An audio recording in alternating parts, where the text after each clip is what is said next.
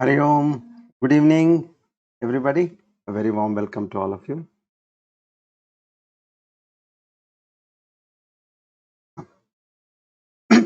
Let's pray together.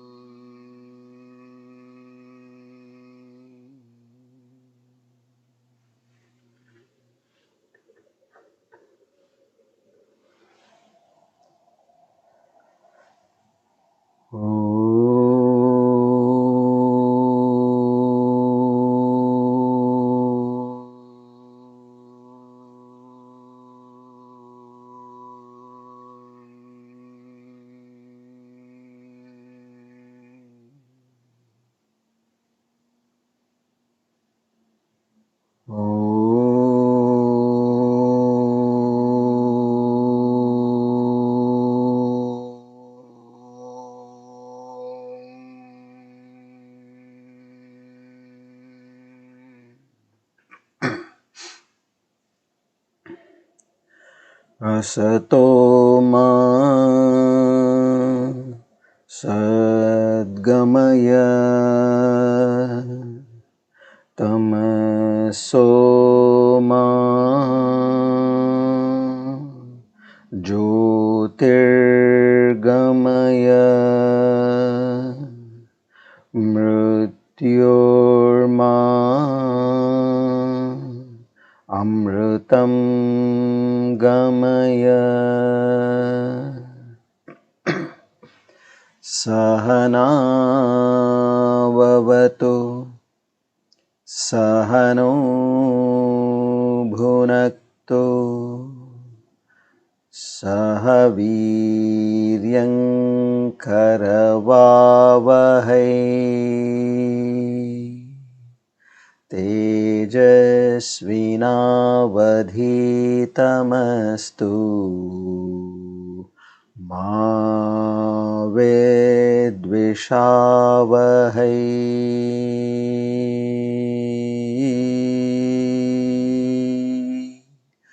ॐ शान्ति शान्ति शान्तिः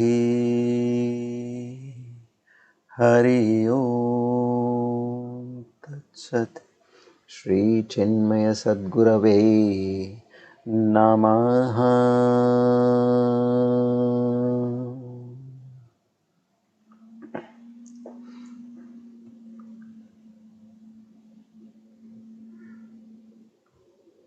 O Lord,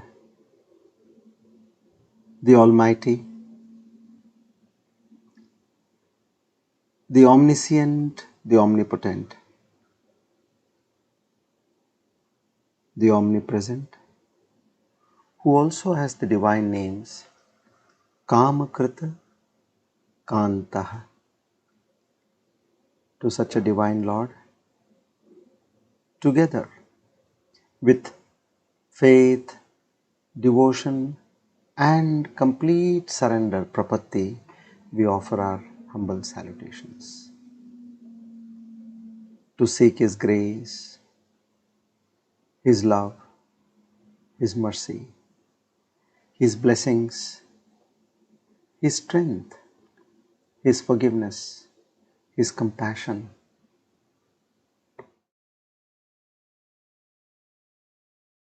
O Lord, we beseech in you to grant us those divine qualities of Shraddha, Bhakti, Jnana, Vairagya. Only and only to have the first-hand experience of Thy divine nature, Aparoksha Anubhuti. And we pray that at the end of our life, we reach Thy holy feet. Oh, today, by the grace of Almighty and the blessings of the Guru Parampara, We are on our Divine Discourse number 312 on the 27th of December 2022. Shubhakrit Nam Samvatsara Dakshinayana Pushyamase Shukla Pakshe Chaturthi Dhanishta Nakshatra Panchami Yoge Bhadrakarane. On this auspicious day of Tuesday and the auspicious time of the evening, we all make a firm resolve in our minds with devotion. Na ham karta, hari karta.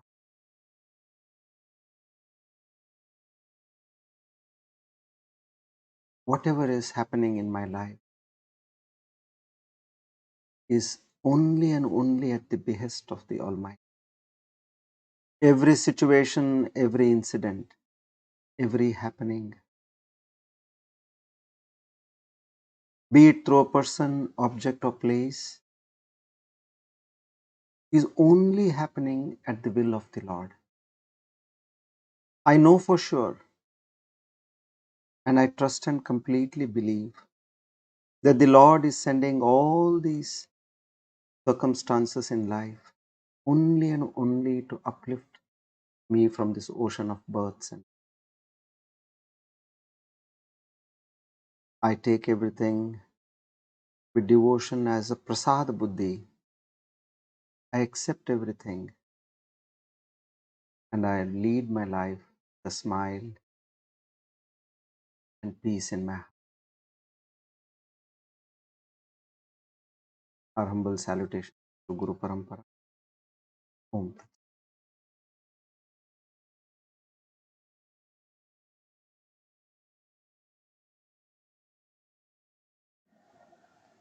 Good evening, everybody. Hari Om. A warm welcome to all of you once again.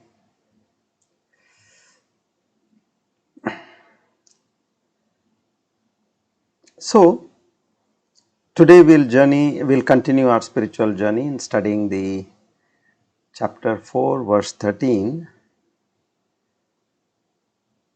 in much more details, maybe from a little different perspective.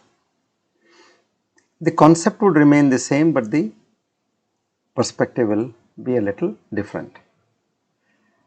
Now, why we need to understand this? First, let's get that straight. What is the difference? What Varna, what Jaati, what do I get out of this? Okay, I am born in a particular lineage, a Jaati, but how will it matter in transforming my life? So here, what Lord Krishna says is, this Varna, where the dhatu is vrinj. Vrinj means a shade, a class. So how do you compare a shade, a class to ourselves? It basically can be compared as quality or a personality. So that is what he meant in terms of 4 Varnas. He says, I have created these 4 Varnas. And how do these 4 Varnas come into being? He says they are basically coming from these sattva, rajas and tamas aspects. Now these 3 sattva, rajas and tamas, they have eventually become 4 varnas. Just to give you a brief idea of how it could be in terms of understanding, let's give it a color shade. Okay, and there you will be able to get this much better. Like for example, if you can take sattva as white, okay, the 3 gunas, rajas as red and tamas as black color. Now these 3 basic gunas or qualities of a human being are now into 4 categories or varnas as far as their birth is concerned. So what is this white now? White is completely sattva. Now when this white color is influenced by a little bit of red, it becomes sattva rajas. So which means in this rajas quality there is a little bit of sattva also, because there that selflessness is there. Now when this red color is influenced by black, so we have white, red and black. Now red, when it is influenced by black, it becomes rajas tamas, which is the quality of a Vaishya. Vaishya is basically business, transaction. So ultimately you have the black color, which is tamas. Okay. Now a concoction of all these four colors have become these four varnas. Now another aspect which we need to understand is the devatas, they don't have any varnas, and they also don't have any trigunas. Now in the same way the asuras, the daityas, what we call the demons, even they don't have any varnas. Entire sector of the devatas come under the parama sattvika varna, the parama sattvika. And the asuras also they too come under the parama tamasika varna. So they don't have any kind of a chatur varna over here. It is only where in humans, now at the bottommost you have the demons, the asuras, and at the topmost you have the devatas. So in between we are the humans, where we have these four varnas and sattva, rajas and tamas. And up to the Mahabharata times, these varnas on the basis of Jaati was not there. Then on what basis it was, we will learn in due course. It was purely on the basis of the Guna and Karma, which we are going to learn in detail. So when you talk of varnas, there are three main aspects. One is Jaati, Guna and Karma. This is extremely important to understand. So we may see somebody, oh, he is a Brahmin, so immediately you know that kind of reverence and this and that will come. No. Somebody is a Shudra, then you feel, array, he is of that fourth category. No, never get into that kind of a scenario.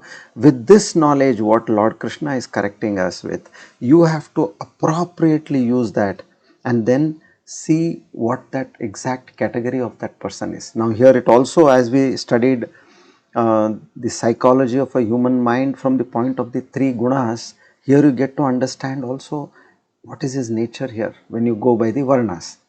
So now up to the Mahabharata time, as I said, the varnas were on the basis of Guna and Karma.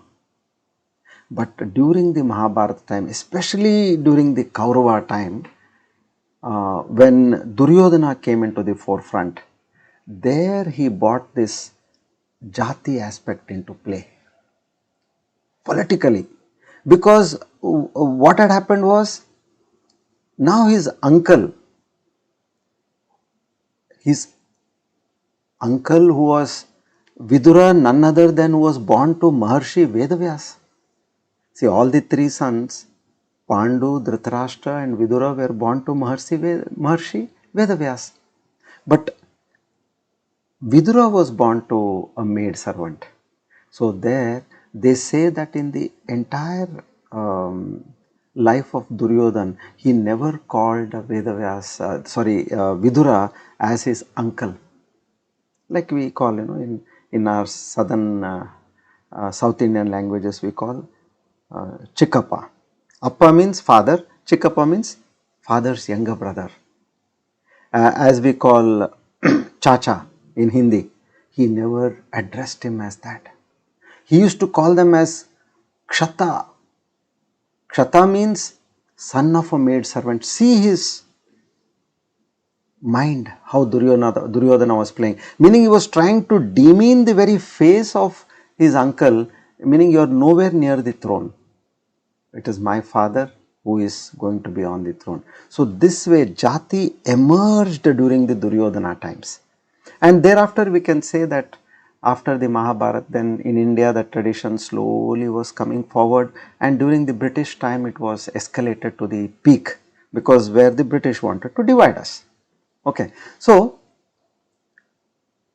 now how do you say that prior to Duryodhana this birth by Jaati was not there? You can go by the very fact that everybody knew, like as we know, the mother's lineage of Vedvyasji was Satyavati, was a fisherman's daughter, a Shudra's daughter. But who was the father? Parashara, a Brahmana. So when they know that Vedvyasji, he himself was the son of Parashara Brahmana, they went by the Guna and Karma, because eventually what did Vedvyasji do? He composed all the Vedas. So they gave for the Karma and the Guna, the knowledge and the activity which he did in his life. So this way, now we will understand the segment, how this has been, the whole aspect has been working threadbare. Come.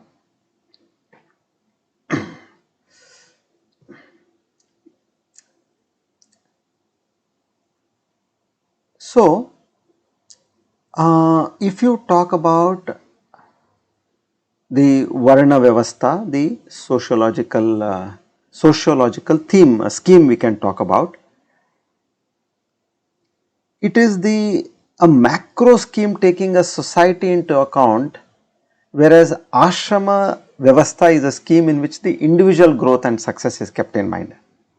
Now, why I am just trying to make this very clear is, when we talk of an individual perspective, we have the 4 ashramas in every individual: Brahmacharya, Grahastha, Vanaprastha and Sannyasa.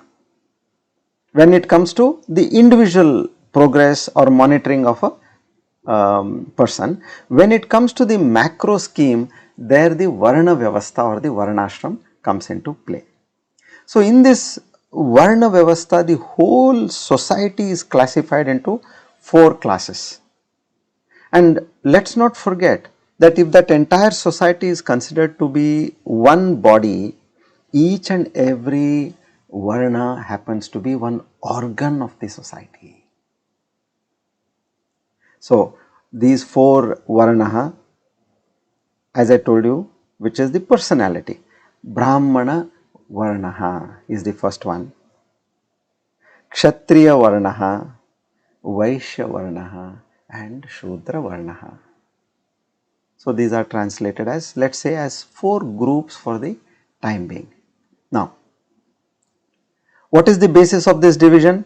Any distinction can be made only based on any characteristic or condition, correct? So when you talk of a classification, you should ask what is the basis of classification, so that I can determine into which group I belong to. And when we look at the basis of classification, we can see that there are 3 different bases. Now remember why we are studying this, because we need to be elevated to the highest bracket. Bear that in mind. We are not interested in anything else. We are interested in only and only reaching the Almighty, that is all. What is the path, what is the way, what is the route to reach there? Rest is all. As you have academic knowledge, you have the spiritual knowledge. That is secondary for us. Now when we get a clear understanding of all these 4 Varnas, which are studied from the perspective of Guna, Karma and Jaati, now which we are going to understand in detail, we will exactly pinpoint and see where we stand and what is the highest point. Now let us start slowly moving from wherever we are to the highest peak, because we have to reach the peak. Okay. Now Guna Vibhagaha, first classification. So we will take Guna first, second karma, and third will take Jaati. Approach towards these 4 classification. Okay, now, so the first norm on which the society can be classified is character or personality, which is Guna, what we call. Okay, so Guna Brahmana, somebody from the perspective of he being a Guna Brahmana. Now here Jati is not there, Jati is by birth, we are coming to that last. You are looking at a person by Guna, is he a Brahmana or a Kshatriya or a Vaishya or a Shudra, we have to understand. Now I will give you the tips how to understand that. Okay, by Guna, out of these 4, where does he come? So, the 4 traits given in the scriptures for understanding by the classification of Guna is the spiritual personality. A Guna Brahmana has the spiritual personality. A Guna, by Guna, a Kshatriya has a dynamic personality. We will go into details. By Guna, a person who is a Vaishya, he has selfish motivated personality. And the last one is by Guna, who is a Shudra, comes under the lethargic personality. So it is clear up to this point. The 4 classifications of Brahmana, Kshatriya, Vaishya and Shudra are now, you can put all the 4 on the top and then you make a butterfly, and then you have 3 classifications. From the point of view of Guna, the spiritual personality, which is a Guna Brahmana, what are his qualities? Unless and until you know this, you will not be able to put yourself. So, a personality in which one gravitates means he moves towards spiritual journey primarily. His main focus in life becomes moving towards a spiritual journey. Now see, everything need not be cast in stone, or meaning it need not be very firm that this is what is there now is going to be the rest of our life. No. Earlier you may be somebody, now you are somebody, now you may be somebody else in future also, which could be a lower trend or an upward trend. So what are we trying to do? If we are at a lower ebb, we are trying to move upwards. So a Guna Brahmana will be one who is wanting to move towards spirituality primarily. What meaning what? He loves spiritual pursuits. He loves withdrawal of mind. He loves ekanta, solitude. He loves mauna, silence. He loves contemplation, dhyana, manana. And then he always is thinking of the pursuits of the ultimate reality. Only these things appeal to his mind. All other things in life which are there, he will put them secondary. So such a person who has a liking towards these qualities, you can call him a Guna Brahmanatvam or a Guna Brahmana, who is more towards sannyas, meaning he is moving away from the world. Renunciation appeals to such a mind. While for others, solitude appears to be terrible, loneliness and all. They say, my God, I can't be lonely. I need to talk to something, or I need to hear something. I need to say something. I need to be with something. A dreadful, depressing loneliness for them. But a Guna Brahmana will love solitude. If he is alone, he will say, thank God I am alone. So this is that spiritual personality. And according to the Sanskrit Shastras, they call them as Sattva Pradhana personality. Sattva Pradhana. In him that Sattva is Pradhana, which is in the highest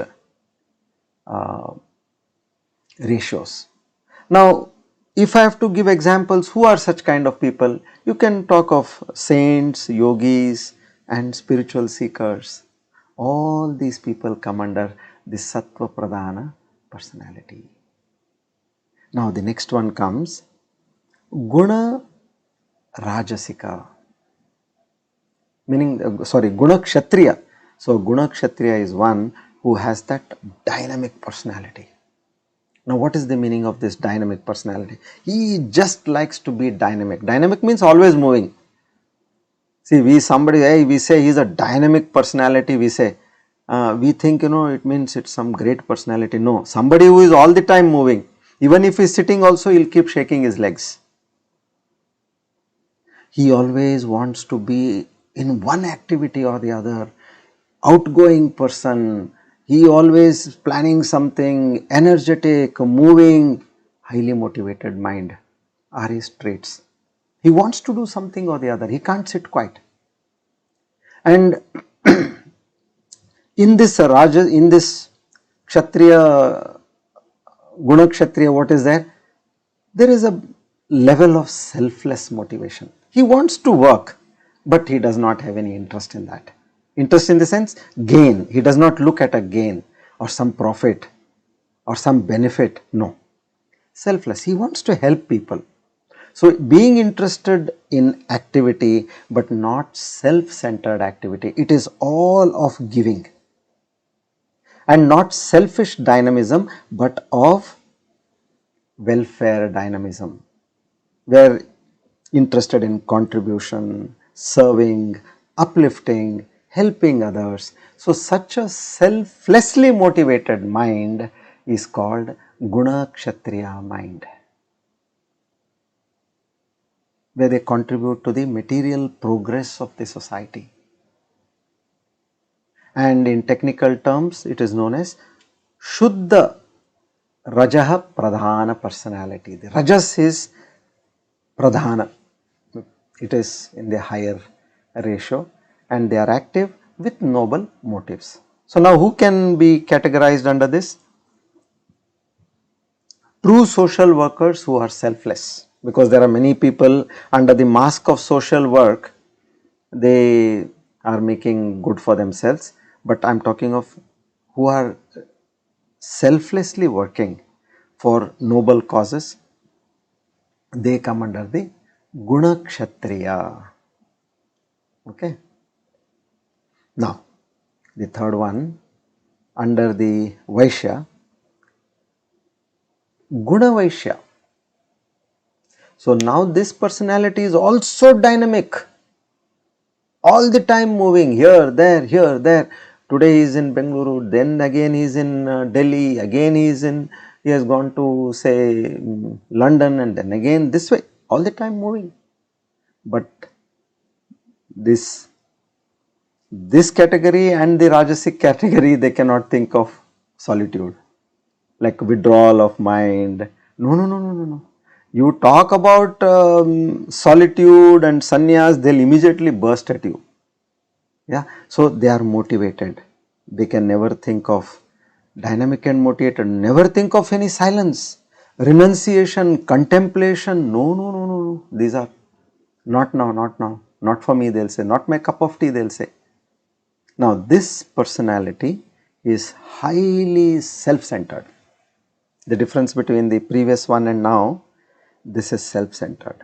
That was focused on social causes. Now, here it becomes, what will I get from this? Selfishly, that was selflessly the previous Rajasic or Guna Kshatriya. Here it is selfishly motivated personality. So, every activity has to produce a benefit for oneself or for himself and his family. He would like to amass wealth, and he will never think of contributing money to the wealth. He will only think of how I can get money from the society, how I can make money from others, but he will not think of how I can add value to others. So, such a mind is known as Guna Vaishya mind, which is selfishly motivated and dynamic in nature.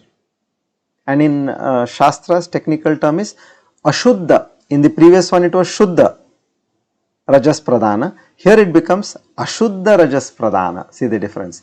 The first one, Guna Brahmana, is Shuddha Raj Sattva. Guna Kshatriya, Shuddha Rajas. Guna Vaishya, Ashuddha Rajas Pradhana, where it is personality is dynamic, active, enthusiastic, motivated, but all towards selfishness. So now who comes under this? You can say agriculturists, businessmen, professionals and who could be like doctors, CA, engineers, all these etc. They are there to make money. Now the last one. The fourth one is Shudra personality. Shudra, Guna Shudra, who is it? The one who has got a lethargic personality. Now, this is why it is called Guna Shudra, because here he is a little passive, it is not active. Passive, lethargic, and what they will do, they will only do what they are told. They will not even think of doing something better. They do not have any motivation, either to gain materialistically or spiritually also. Their mere goals are sense pleasures. You want to eat, you want to sleep well, then you want to enjoy. These are their basic goals. And you can say, this such a mind is very close to an animal's mind, animalistic mind they call. Very close. As an animal also does the same thing. So in the same way, this lethargic personality, it is having that kind of instincts. Most motivationless, they do not have any motivation in life. So Guna Shudra personality is Tamas Pradhana. The first one as it is Sattva Pradhana, second and third come as Shuddha Rajas, Ashuddha Rajas. Now the fourth one comes completely under a Tamas Pradhana personality. Now by this time you all must have known where you all stand. We all stand. Okay. Now this is as per the Guna. Everybody we have qualities, right? So what qualities? You can say the first three. Those who do not fall under the first three, the fourth category is the rest of them, for easy understanding, but I have also given you the details. Now, we spoke of three classifications, 1, 2, 3. So, the first one is Guna classification. Now, the second wing comes for how do you do it from the karma point of view. First one was Guna, quality, personality point of view. Now, from the karma point of view, how can you do this? Based on your work, your profession. You are doing karma. Now, why I am saying this? There could be a person who is born in a Brahmana family. Okay, so by Jaati, he is a Brahmana. Why I am giving these three is, I will tell you to make you understand better. By Jaati, he is born in a Brahmin family, so he becomes a by Jaati Brahmana. And then he becomes, let us say, an MLA. He contests for elections and he becomes an MLA. So MLA, that part comes under the Rajasic, where they are administrating and contributing to the society and all that. So by karma, which we are now studying, he is a Kshatriya. But being in as an MLA, if he starts making money for himself, then he becomes by Guna, he becomes Vaishya. What is his nature? His nature is to make money for himself. Karma, yes, he is supposed to be a administrator. And by birth, Jaati, he is born in a Brahmin family. So in this, one person can be in all three, or he can be in only one or more than one. So now karma bhagashaha, vibhaga, how do we do this? So karma vibhaga, when you do these 4 classifications, they may not be watertight, that you must understand. Always that overlap will be there. Okay, so keep that in the mind and you understand. Karma brahmana, who is a karma brahmana? One by karma, by action, who is into the spiritual study, learning and teaching. So this spiritual learning, pursuit on spirituality, now connect to the guna. Now here, that person who has that guna, he by karma also he is practicing that. So meaning he becomes a karma brahmana. He is specializing only in learning and teaching towards spirituality. There in spirituality it could be ethics, astrology, rituals, philosophy, Vyakarna, all this come under this karma brahmana. So now we know that the spiritual study is a vast area, but there are some people who dedicate their entire life towards this study, and their even action also will be totally into, as you say, Veda Adhyayanam. Veda Adhyayanam meaning studying the Vedas. Veda Adhyapanam, Veda Parayanam, Veda Patanam. Patanam is teaching and interpretation of the Vedas. So this way they make their life only dedicated towards these spiritual causes. So he becomes a Brahmana by karma. Now there is somebody who is also a Kshatriya, Karma Kshatriya, and who are majorly into this, the public service and administration, you can say. The second type of profession. All sorts of public service, you can say, where their core activity, they are an IRS, IPS or an IAS, who are into the army because protection is the job of a Kshatriya, who are into police, who are into paramilitary. Now here administration, protection, that is one of the major aspects of a karma. Earlier it was the kings and his ministers. Now you have all these kind of people in this, who are basically maintaining law and order, who decide policies for the society, who govern the society, administer the society and country, who defend the country. So all this, who basically ensure that there is peaceful atmosphere for the citizens to work in the society. Say they come under the karma kshatriya. So this is about the karma kshatriya. Now who is a karma vaishya? A person who does all commercial activities, who does business, who does trade, who does farming. Now here this is primarily where he is into the distribution and sharing of wealth for the requirement of the society. This includes all kinds of commercial activities. So such a person who is engaged in these commercial activities, he becomes a karma vaishya karma, or also called as karma vaishyaha. Okay.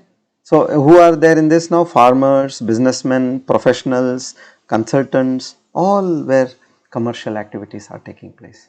Now the last one under karma comes karma shudraha, labor.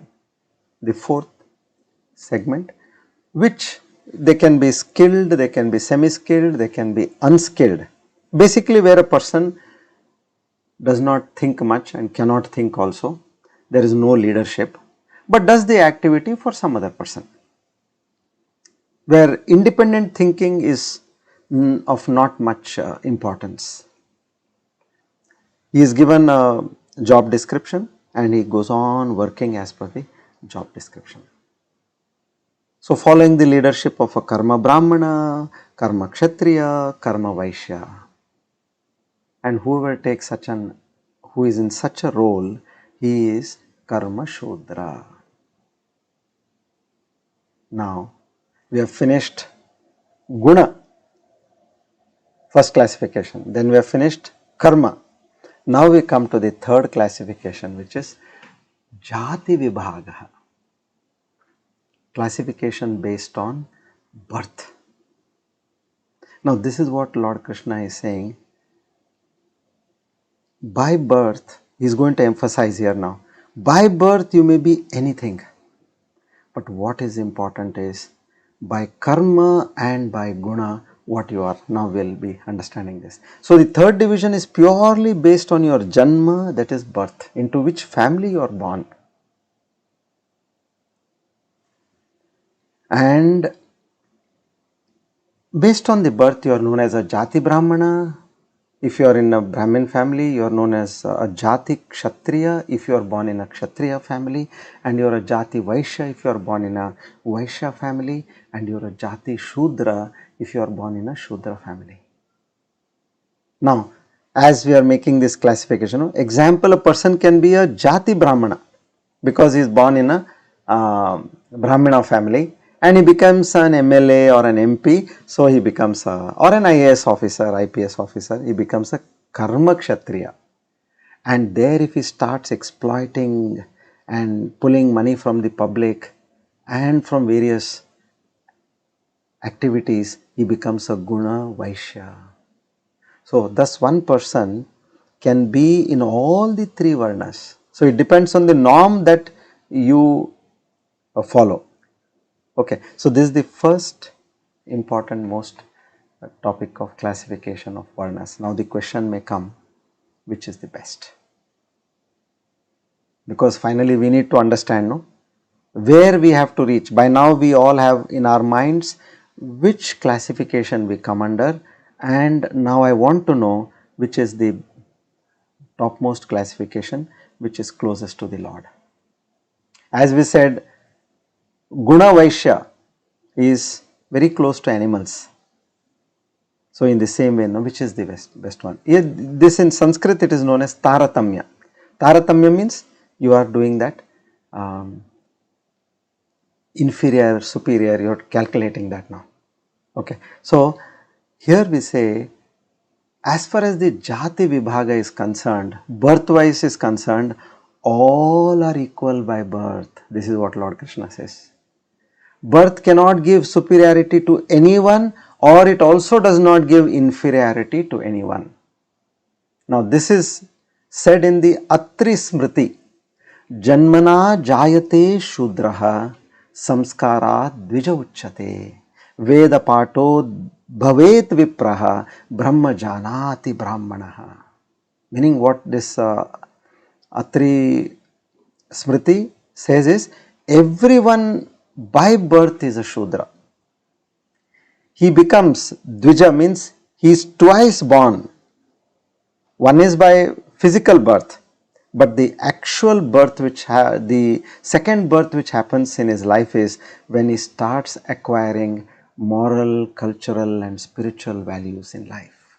He becomes then a Vipra, a spiritual aspirant, which is a Sadhaka. That is the second birth. How does he become a Sadhaka? By studying the Vedas, Upanishads, the Bhagavad Gita.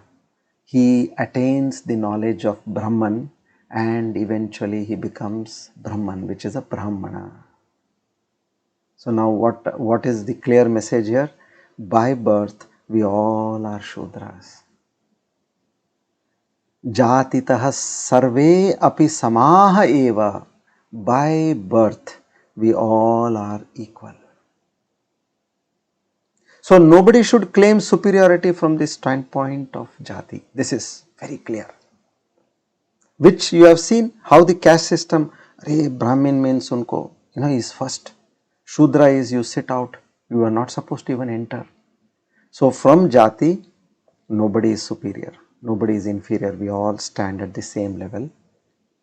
That's one. Now, what about by profession, karma? Karma Vibhagaha, is anybody superior? Now Karma Vibhaga also, they say all are equal, because no profession is inferior or superior, all jobs are equally important. For that we understood in the last class in Purusha Suktam, Brahmanosya mukamasit bahu rajanyakritah uru tadasya yadvaishyah padbhyagum shudro ajayata. Brahmana, Bodhaka, where it is. Bodhaka is at the head. So that's the reason where a person who is doing studying, teaching, contemplation, all this is happening in the head, it doesn't happen in your legs. So that is the reason the Brahmana is compared to the head of the Purusha who is the Lord. And we want valor, strength to control, that is compared to the shoulders. And that is the Rakshaka. And the Shudra, he is compared to the abdomen and the upper thighs, because he does all the logistical aspects. Whatever is produced, he ensures that it goes to everybody. And Shudra, who helps everybody to run around. And if you see in that way, whenever we talk of the highest, we say, like if we have to talk of Bhagavan Shankaracharya, we call as Bhagavad Pada Acharya. We don't call as Bhagavad Shiraha, we call as Pada Puja, not Uru Puja or Hasta Puja or Janga Puja, no. So there is an equal respect in terms of when it comes to karma, all are equal. Now the most important is the third angle, which is Guna Vibhagaha, by quality what you are. A Guna Brahmana is certainly superior to a Guna Kshatriya, and a Guna Kshatriya is superior to Guna Vaishya, and a Guna Vaishya is superior to a Guna Shudra. So importance is given to Guna. Guna Shudra is closer to animals and a Guna Brahmana is closer to God. So this highest character of Guna Brahmanatva, that deserves our salutations. And what is the, how do you connect this? Even Prahlada, who was born to a Rakshasa, who is considered to be the most reverential personality in our entire culture. In fact, before even you take Narada's name also, who was Lord Brahma's son, Prahlada being a Rakshasa's son, even Parashara, these people, early morning we first take the names of such divine souls. Prahlada is regarded that way. So birth does not matter. That guna, which is the character, is that matters. So we understood there is no gradation in Jaati and karma, but only gradation is there in guna. So now, having known what all comes under the guna Brahmana, Guna Kshatriya, Guna Vaishya, Guna Shudra, where you fall, which we studied in the beginning, now you should ensure that you upgrade yourself. There may be a mixture, everywhere there could be a mixture, not that, as I told you, there is no watertight compartment. From selfish based activity, go to selfless based activity. So then what happens is, you are upgrading yourself. So in this way, now if we have to ask, is there a choice? Jati Vibhaga, you don't have any choice because you are already born. And we know, now what can I do? Wherever I am born, and I know the true meaning that I am born twice. One is a physical birth coming into this world, and the second one is when I literally start studying the Vedas, Upanishads to understand the Lord. That is my second birth. Meaning when you get a guru and you get a shastra in your life, that is your second birth. Dvija Uchchate. Mother gave the first birth, and when you associate with the guru and shastra, that becomes your second birth. And then when do you become a true Brahmana?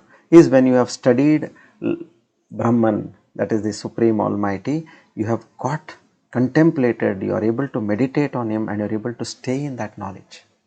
Then you get that Brahmanatva. So as far as Jati, you don't have a choice, but the Gita in chapter 6 verse 41, it says, Shuchinam Srimatam Gehe Yogo Brashto Abhijayate, which means the birth we have is already given and chosen to us. It has already come. But the next birth we can choose by our lifestyle, which means we have a partial choice in this. Not that we don't have a complete choice, we have a partial choice. What has come to me, I can't do anything about it, but by next birth, by my choice, by doing that right thinking, right actions, I can upgrade my lifestyle towards that Brahmanatva. And Karma Vibhaga, yes, Karma Vibhaga, we do have a choice, because you can get into any kind of a profession you want. Swabhava or character, that is where, depending on the choice, based on your heredity or based on you want to, if you are more focused on money, based on that, whatever it is, you can keep changing your jobs. So this way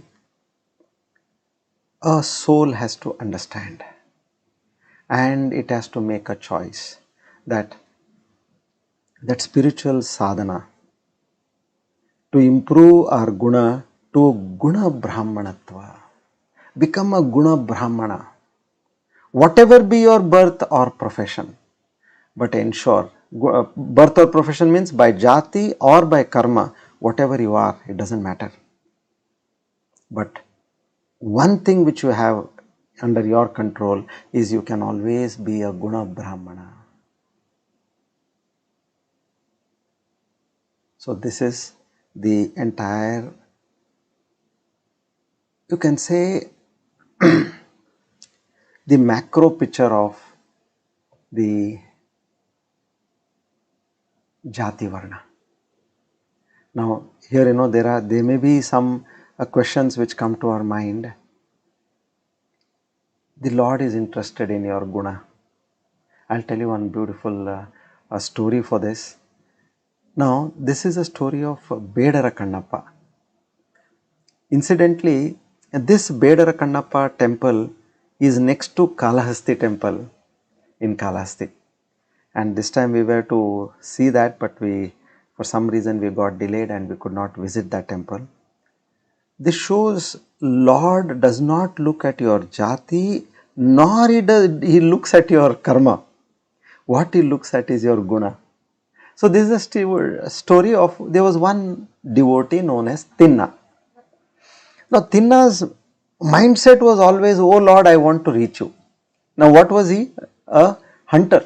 So hunter, by birth he is a hunter, which means he is a Shudra, and by karma also he is doing the same hunting job, so he is, by karma also he is a Shudra. Now, but in his mind he is constantly thinking of the Lord, and he says, oh Lord, I want to reach you, I want to reach you, I want to attain salvation. How do I do this? How do I do this? So one day, he is a boy, a rustic tribal boy. One day Lord Shiva appears to him in his dream and he inspires him, you worship me. I have never seen you coming and worshipping me. So start worshipping me. So now Tinna, while he is on his expedition of hunting in the forest, he comes across a temple where there is Lord Shiva's lingam is there now, which is it's in a very you can say shattered condition, where there are all leaves which are there on the lingam, and the temple is not that clean. So what he does is, okay, immediately he sees this lingam, he said, oh Lord, at least finally now I got a place to worship. So he immediately cleans up the entire place, and now he needs to clean the lingam. So there is no vessel which he can get over there. So what he does is, he goes to the nearby river there, and he takes water in his mouth, and he comes and he pours water on the Lord from his mouth. See, that is devotion. Lord even doesn't care for this. You have that devotion in your heart, that is enough.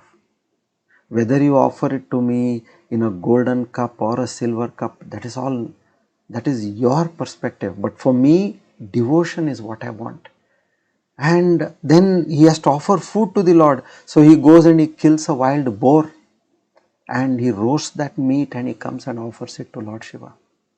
So this way he used to come and do a puja over there. Now one day it was a practice that a priest used to come, say once in a fortnight, on the Trayodashi, the Pradosham day. He used to come and he used to clean the temple. That's all. From where he was coming is a different aspect, but he used to come only on the Pradosha, once in 15 days, and he used to clean the place, light a lamp and do Naivedyam and Prasad and all that. Okay. He comes and he sees this horrible state, desecrated state of the temple, where there is meat all around, because when Tinna, this hunter boy, had kept meat over there as prasadam, there are so many insects which come, birds which come, animals which come, so this whole place was scattered with meat. Imagine that priest, he had to do all that cleaning job, and he prayed to Lord Shiva. He said, "Oh Lord, what are you making me do? I have come to do your seva with utmost piousness, and you are making me clean this meat and this nonsense over here." Then he gets an Akashvani. He says, "Look, I have a devotee known as Tinna, who is a hunter, and don't ever, he has done all this. His devotion is far, far superior.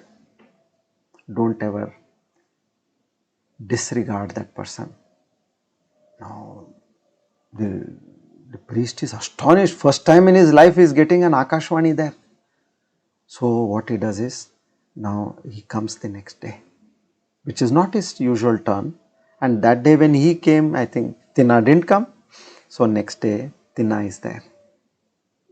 Then again Tinna starts getting water from the river and pouring it on the Shivlingam, and then getting meat and doing puja and all that. Now this priest is hiding behind a tree and is looking at all this. Lord Shiva is telling that this is a great devotee and I have come to see who is this devotee. Now, while Tinna was cleaning the Shivlingam with water in his mouth, he sees that from one of the eyes of Lord Shiva, there is a continuous oozing of blood.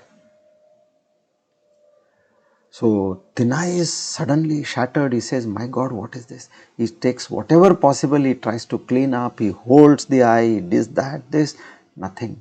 That blood is continuously oozing out.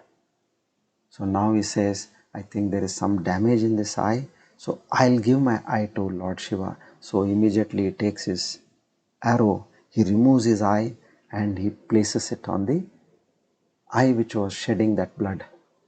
And no sooner he places that eye on that Shiva's eye, immediately it stops shedding blood.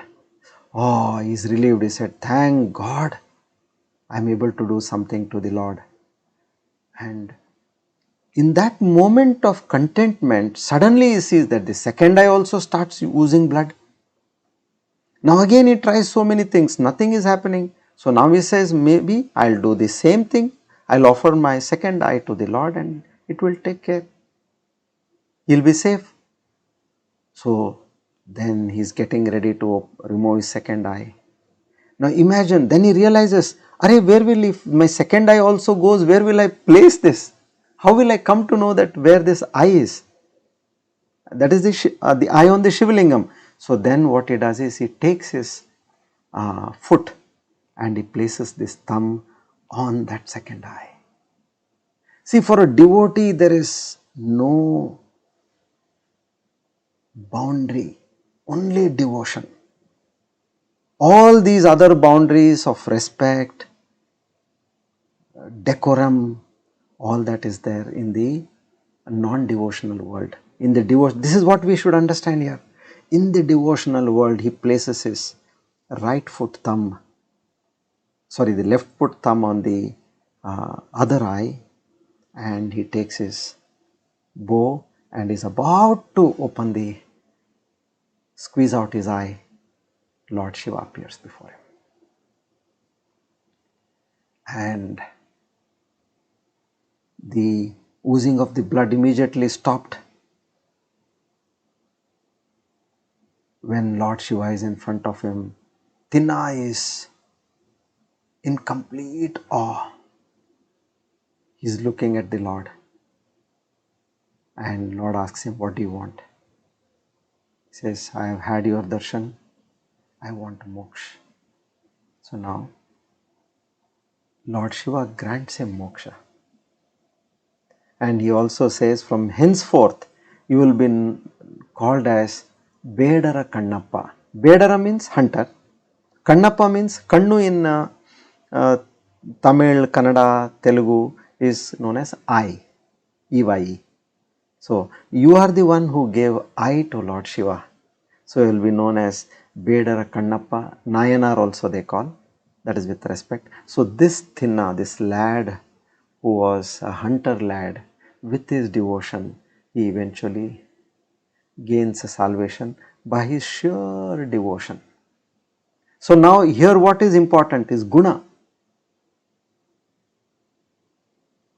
His Jaati, his karma was all the last category, but when his Guna is of that highest category, meaning he just wants to be connected to the Lord.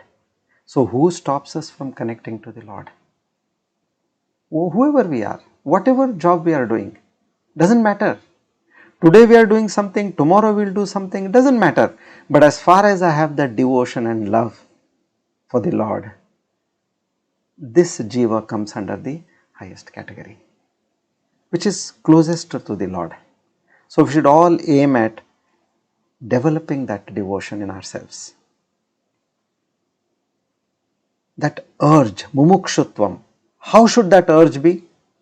Like if somebody has pushed you into the water or you have fallen into water, what is your urge? Your urge is for that one gasp of breath. At that time, if somebody tells you, I am giving you a crore rupee lottery, will you ever even think of that? No.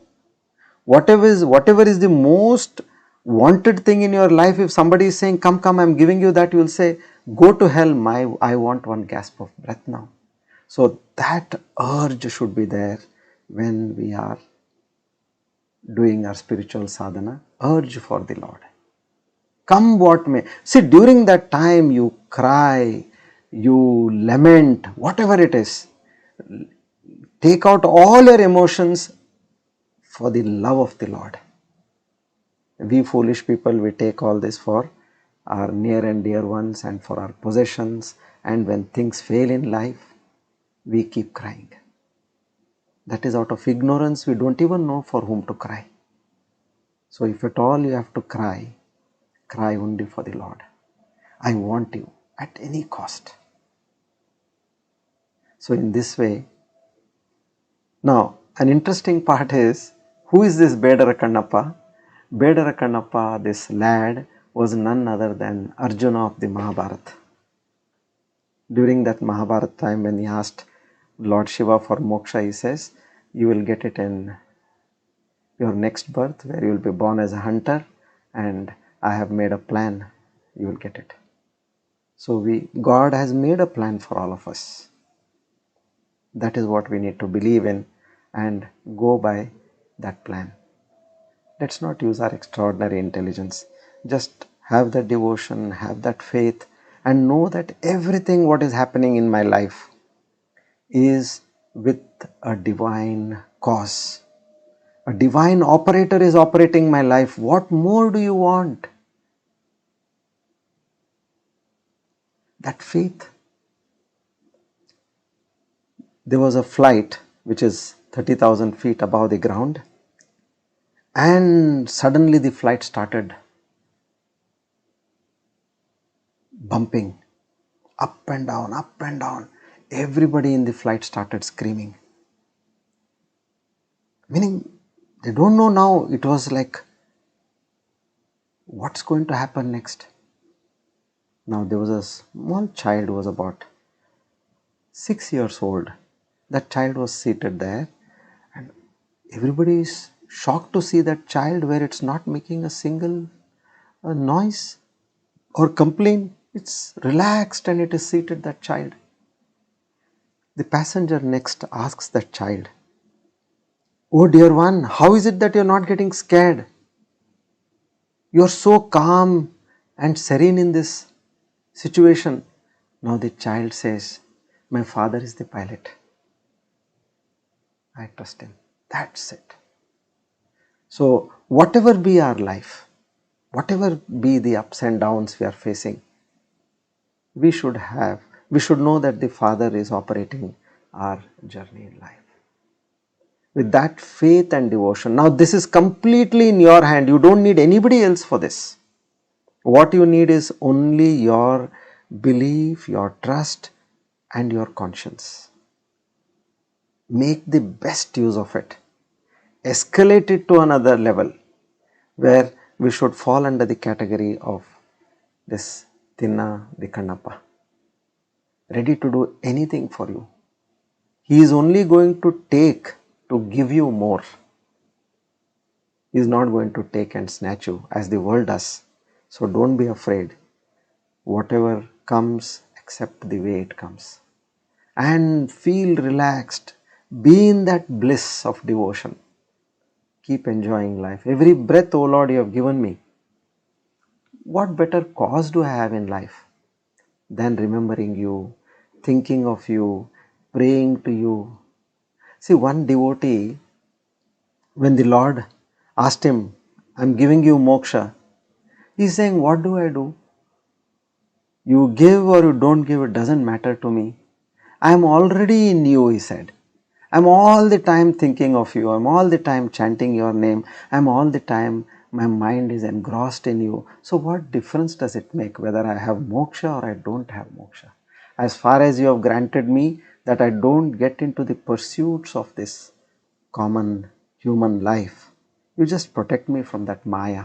That's all. Wherever I am, I'm happy." So this is the Lord finally says, "I have created these four varnas, but I am not attached to anything which happens out of these varnas. It is purely by that human soul, whatever happens, it happens as per their karma." Okay. Now one aspect which we need to understand over here is, karmas bind us. But how is it that karma does not bind us? If we have to go by this understanding, normally we do karma, good karma gives us punya and bad karma gives us papa. Punya comes to us in the form of joy and bad karma comes to us in the form of pain in life. Then how is that I can make use of karma to come out of samsar? Because punya is that which puts you into samsar. So here Lord Krishna gives us a way. He says, whenever you are doing karma, you do that karma as a witness. You are not doing anything.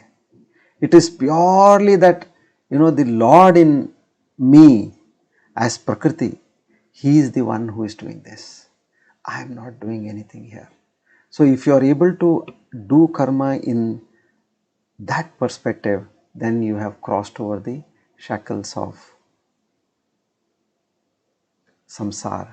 Prakrite kriyamanani gunai karmani sarvashaha ahankara vimudatma kartaramiti manyate. This he says in chapter 3 verse 27. He says all activities which are being carried out by a jiva is only by the sattva, rajas and tamas modes, which means by prakriti. But in ignorance, this jiva, it has got attached to that by false identification to this body, mind and senses, and it thinks that it is doing wrong. He is not doing anything. Be it yourself or be it other, it is that prakriti who is operating in these three modes. And again he repeats this in verse 13, chapter 13. Prakritaiva cha karmani kriyamanani sarvashah yah pashyati tadatmanam akartaram sapashyati. He says that seeker, he is the one who truly sees, who understands that all actions of the body, mind, senses are performed by nature, means material nature, means Prakriti. While the embodied soul, meaning the Atma in you, which is your true self, that Atma is the Shashvata, Nitya. The rest is all Anitya. The body, mind, everything is Anitya. That Atma alone, it does nothing. So, one who gets to understand that everything what is happening is happening by Prakriti, what knowledge do you need to this? Common sense. Is your heart not functioning without you doing anything? Is your breath not functioning without you doing anything? Is your digestion not happening without you doing anything? What rocket science is this? You already know. And you also know that whatever you want in life never happens. Sometimes happens, sometimes doesn't happen. That's a chance of coincidence, you can say, but you are not behind that. There is some force which is doing all this through you. Don't get associated that you are doing. That is the only thing which we need to understand over here. Come out of that. I am not doing anything. Just become a pure witness. As you see others in your life, start looking at yourself as a pure witness to your own self. We will get to this again, this Panchakosha Viveka. It's a great subject which we need to do again and again. How to look at yourself as a witness. We'll study that now. As you look at others, look at your body, your mind, your senses. You are able to see your mind. You are happy, you get to know. You are happy in your mind. You are hungry, it is the pranas, you get to know. There is pain in your knee, you get to know, it is in your leg, it is in your body. You don't understand something, it is in your intellect, Vijnanamaya. In deep sleep, you are in Anandamaya. All this is seen by somebody which you are that true seer. What you are aware of is not consciousness.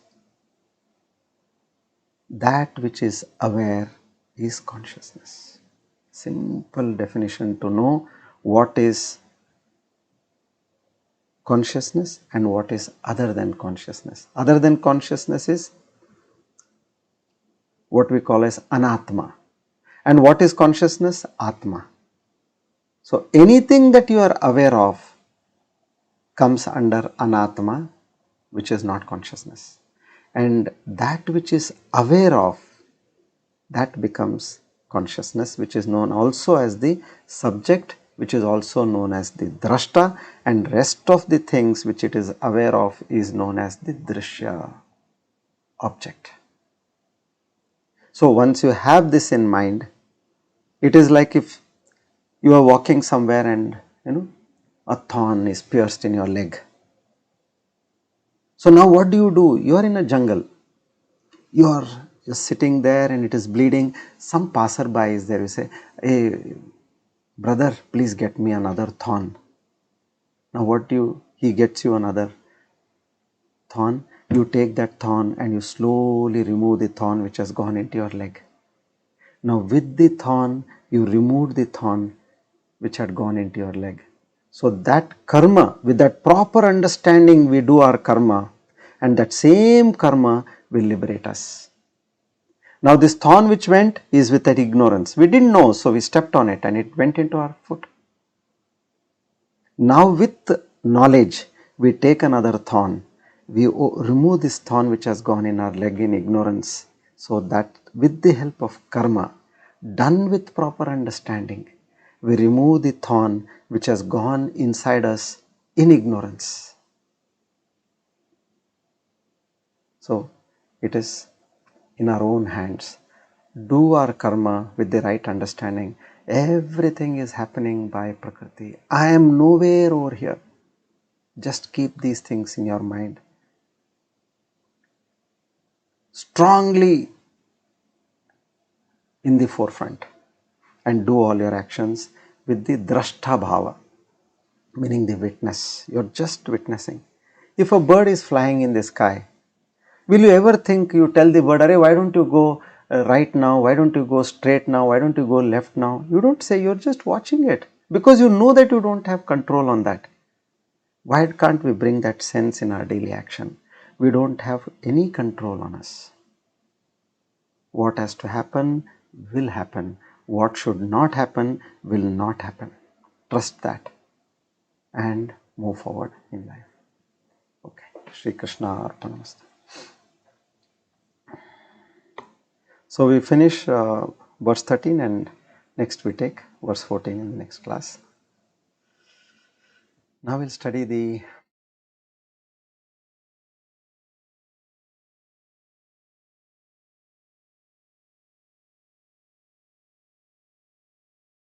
verse 32 of Vishnu Sahasranam. Okay. Two divine names, 295 and 296. Kamakrit and Kanta. First let's read the stanza, verse 30.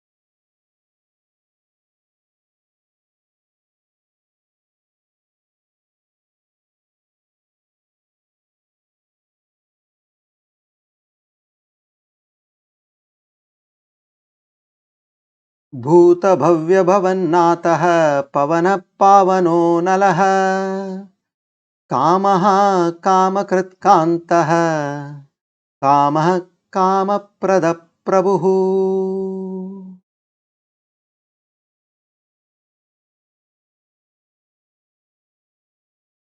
295. Kamakrit, one who fulfills all desires. The implications have been indicated in the analysis of the previous term. It can also mean as the very creator of the Lord of Love, Kamadev. Even though desires spring forth from the realm of the causal body, constituted of the vasanas, without the thrilling touch of the self, even vasanas cannot express all by themselves. In that sense of the term, the very agitations of desire erupt from His grace, hence He is called the Kamakrit. Now see, even the desires which erupt from us are not under our control, which is at His grace they are coming. We should understand this. Now 296, Kantaha, one who is of an enchanting form. Infinite beauty is the very nature of the self. And the Upanishads define the self as Shantam Shivam Sundaram or Satyam Shivam. The aestheticism in man craves for harmony, and where we experience the greatest of harmony, there we detect the presence of beauty. In front of beauty, the entire personality of an intelligent man becomes calm and peaceful, hushed in silence, transported to ecstasy. These are moments when the meditator has transcended his sheaths, the five sheaths, and is in union with the pure self. Naturally, therefore, the pure personality of an intelligent man becomes calm. Self is indicated here as Kanta, a divine, auspicious form of absolute beauty.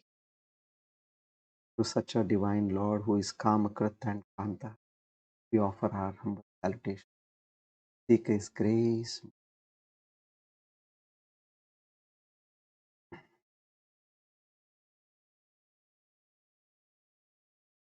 Let's read the Dhanvantari mantra thrice.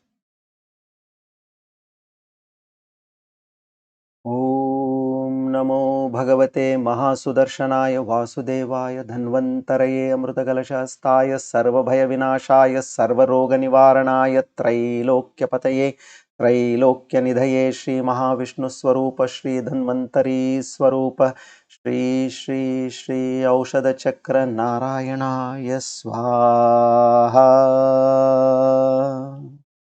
ओम नमो भगवते महासुदर्शनाय वासुदेवाय धन्वन्तरये मृतकलशहस्ताय सर्वभयविनाशाय सर्वरोगनिवारणाय त्रैलोक्यपतये त्रैलोक्यनिधये श्री महाविष्णुस्वरूप श्री धन्वन्तरी स्वरूप श्री श्री श्री औषधचक्र नारायणाय स्वाहा। ओम नमो भगवते महासुदर्शनाय वासुदेवाय धन्वन्तरये अमृतकलशहस्ताय सर्वभयविनाशाय सर्वरोगनिवारणाय त्रैलोक्यपतये त्रैलोक्यनिधये श्री महाविष्णुस्वरूप श्री धन्वन्तरी स्वरूप श्री श्री श्री औषधचक्र नारायणाय स्वाहा।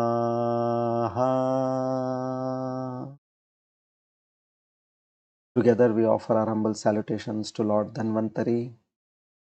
We pray and beseech in him that till we attain that divine knowledge of the Lord, please protect our health only and only to reach the lotus feet of the Lord. Om Tat Sat. Now let's do the Sakshatkara Siddhi Yoga Dhyana.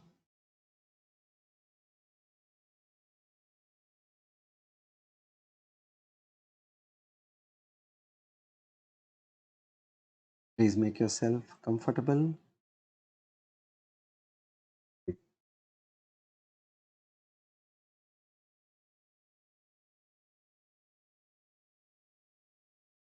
Completely relaxed.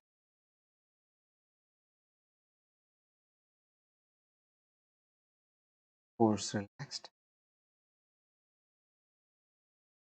Relax your face, your forehead, shoulder, your body.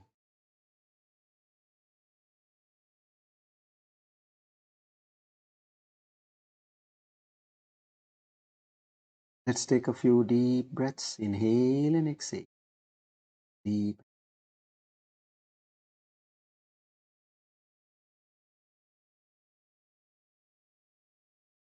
In this serene state of mind, now let's do the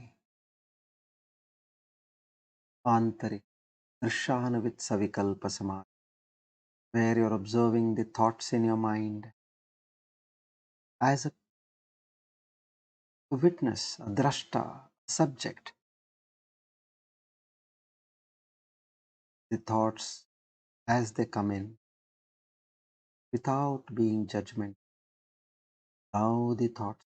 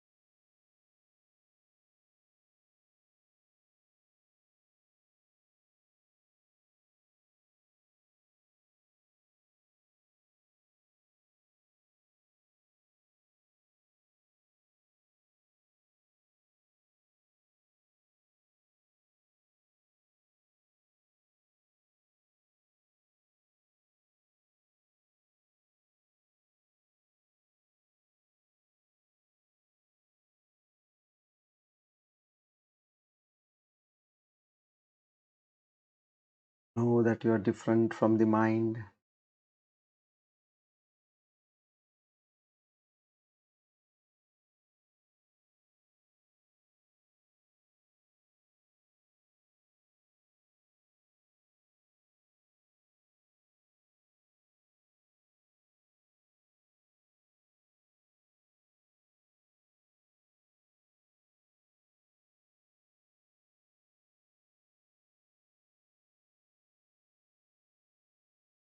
Now let's listen to the pearls of wisdom.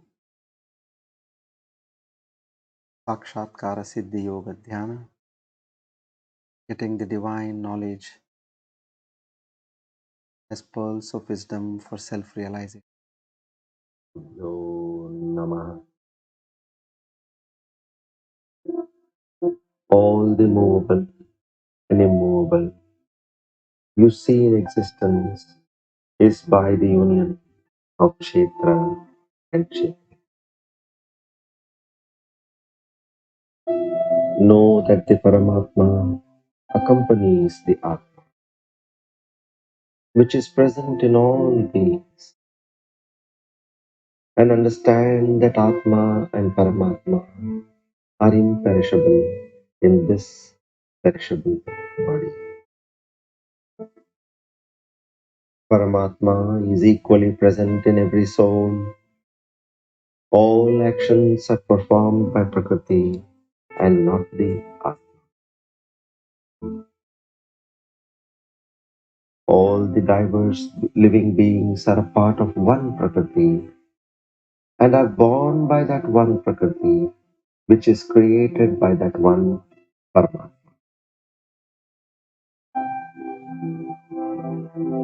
Such Paramatma, who does not have any beginning, who does not have any material qualities, this imperishable Paramatma, although he dwells in the body, he neither acts nor he is tainted. Just like space holds everything but does not get contaminated, same way the soul, the Atma, although pervading in the entire body, does not get contaminated. Just as the sun illumines the whole universe, same way the Atma illumines the entire body. In this way, the one who perceives with eyes of knowledge this subtle difference between Kshetra, which is Vikari, Jada, momentary, and destructible, and who understands Kshetrajna as Nitya, Chetana, Avikari, and Avinashi. And also those who understand that all actions are performed by Prakriti will attain that supreme Parabrahman. Hari Om. That's it.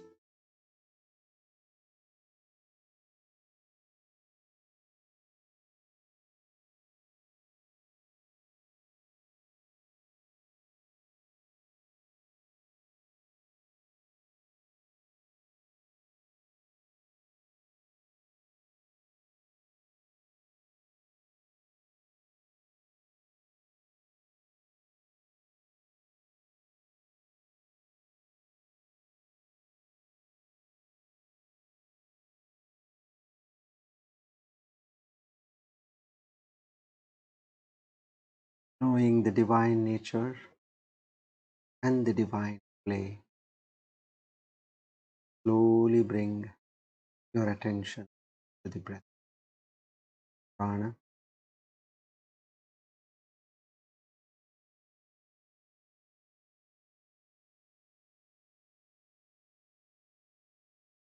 Become aware of yourself.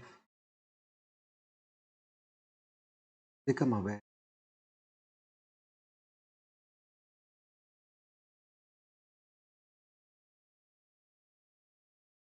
Om Purnamada Purnamidam Purnat Purnamudachyate Purnasya Purnamadaya Purnamevavashishyate. Om Shanti Shanti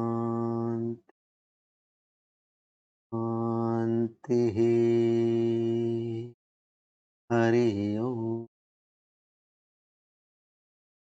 Shri चिन्मय सद्गुरवे नमः।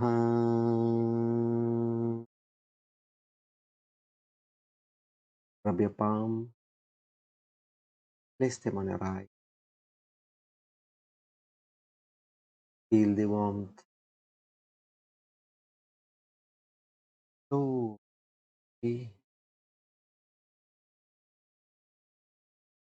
open your eyes.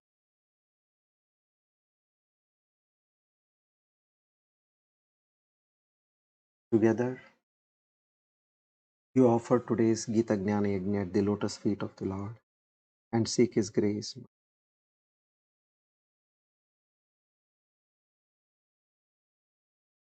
Na ham karta hari karta Shri Krishna idam nama.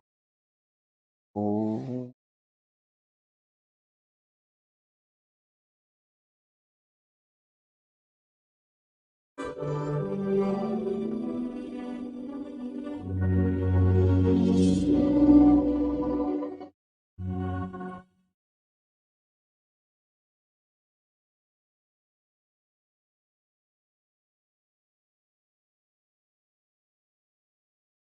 Param Tapa